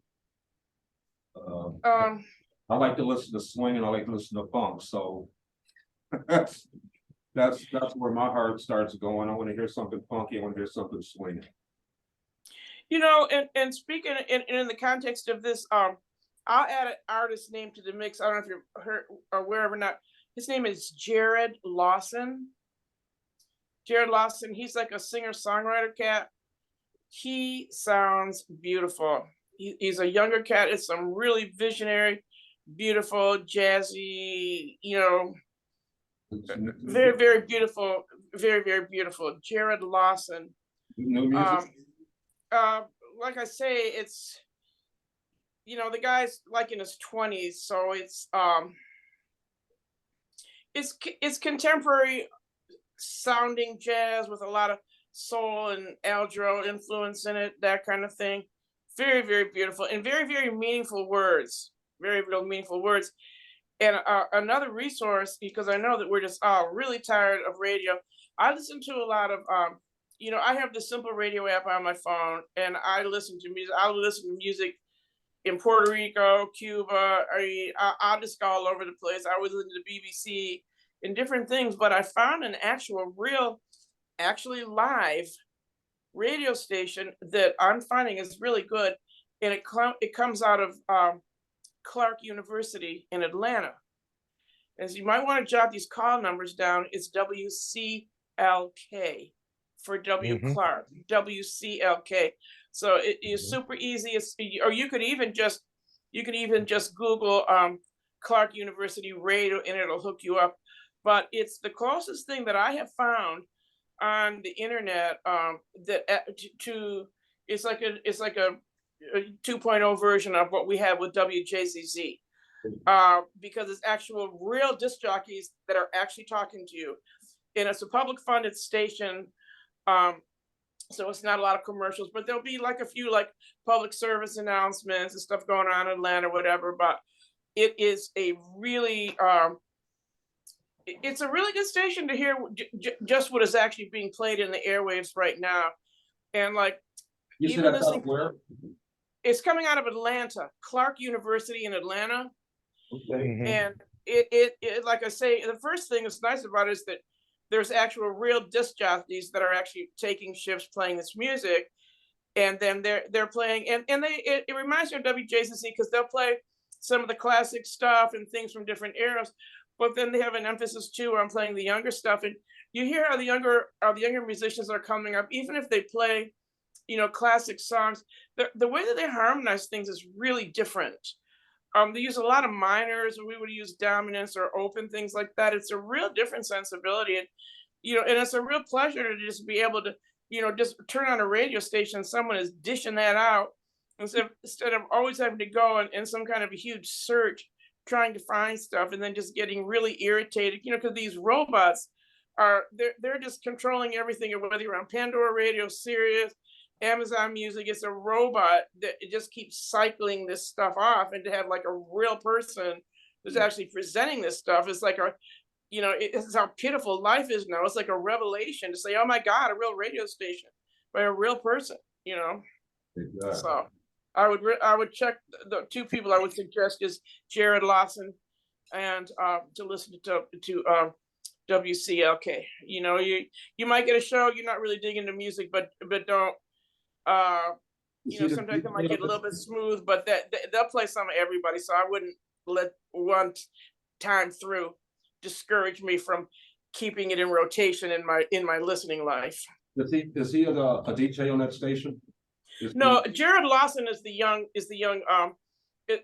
keyboard, kind of a West Coast young keyboard singer songwriter, Al Jarreau-esque guy. Jared Lawson, and then and that's just like another line, another paragraph, and then just recommending this radio station WCLK to Got it. everyone to get an internet radio. So those are my two input. Yeah. Upcoming projects that y'all got going on. My project I got coming up, me and Sheila about to put out our recording music that we did during the COVID. Ah, The COVID Chronicles. Gotten mastered. I've already sent it into copyright. So we got like I think it's 8 songs. oh, Phil, that's awesome. Phil and Sheila, awesome. You have to find a way to get it up. No, so now we record this stuff, and now you have to find the proper way to put it out there in the world. That's You'll do it. You'll do it. that's really the thing, how to get it out there. And so we'll Yeah. be bringing that discussion on in the future about Oh, ways that people have put their music out and what we're looking at these days and how to do that. That's hopefully that'd be a nice shared discussion between everybody. Yeah.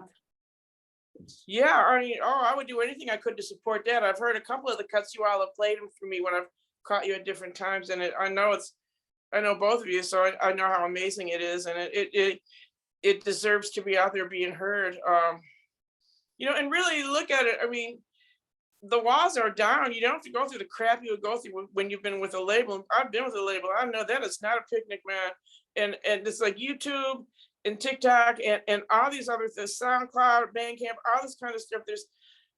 They're not one thing, but there's just so many ways to get your music out there and bypass all these middle people who really oftentimes really do not know what they're doing and are so busy trying to keep a job that they can't even do the job. And I know what I'm talking about, and that's all I'm gonna say about it. But and if you heard me, you heard the whole thing. They're that one. But yeah, it's a wide open field now. You can prevail and get that stuff heard. You might be up in Switzerland somewhere next year playing this stuff. You don't want to just be a pixel out there in the universe of a million sounds. Everybody's got their little zone. Here's my little zone here, so it might have and fall over. But and everybody's got a little zone. You can go home and write your stuff and make a recording. But now get out there in a way where people can actually find it, especially not mainstream commercial music. That's that's the hard part now, is how you can make your thing stand out. So or another way to put it, because if you think about the resources of people that can promulgate this stuff all over the globe, another way to do it is to just really, now that you've got this wonderful music, just really zone in on where do you think, try to target 1 to 3, 1 or 2 or 3 at the most, places where you could really let it sink in and get heard and supported, and then moved out from there, rather than try to hit 50 places and see which one sticks against the wall. It's just an idea, but like that radio station I'm talking about, that might be a way. I mean, there's just so many ways to do it. Now, both of you guys are very good looking. There's a whole video aspect of it. But I think that's amazing. I'd do anything I could to support that. Oh, sure. I appreciate it. Thank you so much. Of course. Vice versa across the board here. Oh, I'm trying to see what these other names is. Don Dexter. What's up, Don? Hey, Shelly K. How you be? Oh, Shelly K is in there. All right. Shelly! Shelly K. Hey! One of the best vocalists in town, Shelly K. How you doing? Yeah. I'm good. You hopped in here at the last Hey. second. Yeah. Okay, there we go. I see Don saying hi. All right. Well, if you ask them, I'm sorry. Go ahead. No, Good. your light is going on and off over there, Shelly K. So I'm not sure if you're in or out. You in? Oh, I'm in. There she I is, just listening. Miss 313. Mm.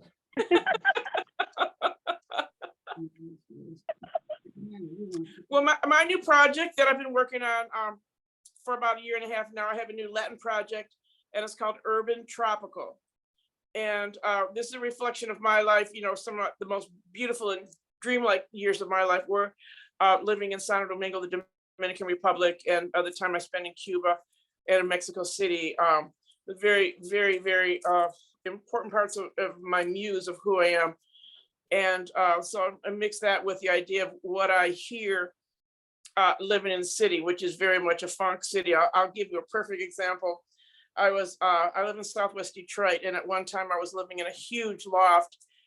And anyways, to make a long story short, I was in a corner room so that the one of my windows faced West Verner, which is the main thoroughfare in Southwest Detroit. It's like our version of Woodward Avenue. And then, you know, going around the corner, went on to 25th Street, which is just kind of a nice, quiet street, you know. So it was 4th of July, and I got up in the morning, and, you know, life was good. You know, the sun was shining. I was listening to some music or whatever. So I opened up the window onto 25th Street. There's a lot of Latino folks in the neighborhood, a lot of Puerto Rican folks. And so they were all sitting out in front. Everybody had their little cook stove on, and, you know, they were sitting out talking, and they were listening to a lot of salsa music and stuff like that. I was like, oh man, life is good. So then it really got hotter, so that I went around the corner and I opened up the big windows that was facing Verner, and I heard flashlight. Okay. Yeah. I got the whole thing right here. You have to go anywhere, man. I got the whole thing. So this project is Urban Tropical. I do have some original Latin music I wrote, but I haven't gotten that far yet. I've just I wrote about 25 charts last year. Like, good for me. That's why you don't see me, because I'm in the hole writing charts. But I got a real good band. I got John Douglas on trumpet, Chris Kircher, Eddie Caraballo on bass, Armando Vega on conga and vocals, Jallo on drums, and then myself on piano and vocals. And if I do say so, we're kicking it. It took about a year and a half. So we play at the Blue Llama, and I'm trying to get us someplace to play in Detroit, because I really want the Detroit folks to listen to it, because I just got somebody videoed the band, and I'm so neurotic. I had the video for about 2 months. They were like, "Did you look at it yet?" I'm like, "No," because I'm so afraid I'm not gonna like it. And I finally was forced to listen to it, and it sounded really good. It sounded really authentic. You know, great players, good arrangements. So I'm energized about that. So I'll be on the trail trying to hook us up at someplace where we can be playing up in here and not having to be trekking to Ann Arbor all the time, which of course I love doing that, but, you know, want to play around here. So that's what I've been doing with myself, among other things. Also, shout out to the folks that I'm doing these gigs with. Thornetta Davis band, always. That's the #1 hit. Playing this weekend in Ann Arbor with Gwyneth Hayes. I've been doing stuff with her for the last couple of years, and funky bass player. Dynamic band there. Of course, on Sundays with Sky Covington over at the Wood. I've been doing. When are you going to be in Ann Arbor? I'm going to be in Ann Arbor Saturday. You said when? Saturday night. This coming Saturday? Yeah, place called MASH. In Ann Arbor. MASH in Ann Arbor. I'll inbox you after this so I can get the details, because Okay. I live in Ann Arbor, so.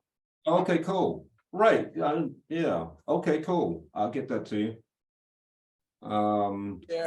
Monday nights I've been doing stuff at the Caju with Evan Perry, Evan Perry and Skeeto Valdez and Chuck Bartels. I got a thing coming up this Thursday, tomorrow night. I'm sorry, this is Tuesday, ain't it? Today is Tuesday. So Thursday night at the shop out in Hazel Park. If you don't know what it is, you got to ask somebody. I know that's right. With Derek Goble. It sounds like you guys really be on the wild over there. It's a pretty wild place, yeah. So that's what I've heard. It's a dispensary, so it's pretty wild. And you will get dispensed. Mark played there last month, so yes, good time. No, I love playing over there. Yeah, sounds like it. people. So yeah, just trying to stay busy. I know we're running on our, we're a minute out from the 2-hour limit. So if y'all want to keep talking, we could, but this is it. We're right at the 2-hour period right now. How y'all feeling? I say leave it. I say let's leave it for something for next week. I know I'm going to be vibing off the whole conversation for a while. You know, give me.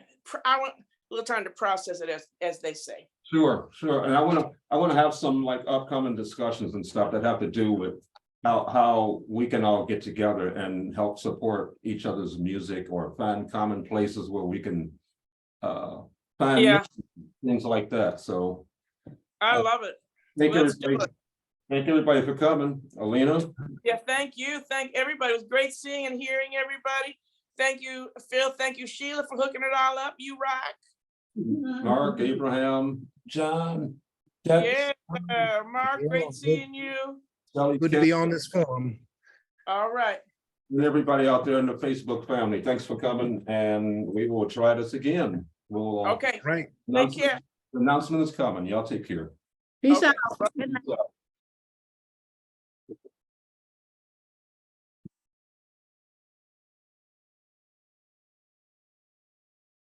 I can send you a copy of the show, Alina. Okay. Yeah, yeah, I'll send you a copy. All right. Thank you, my love. You're welcome.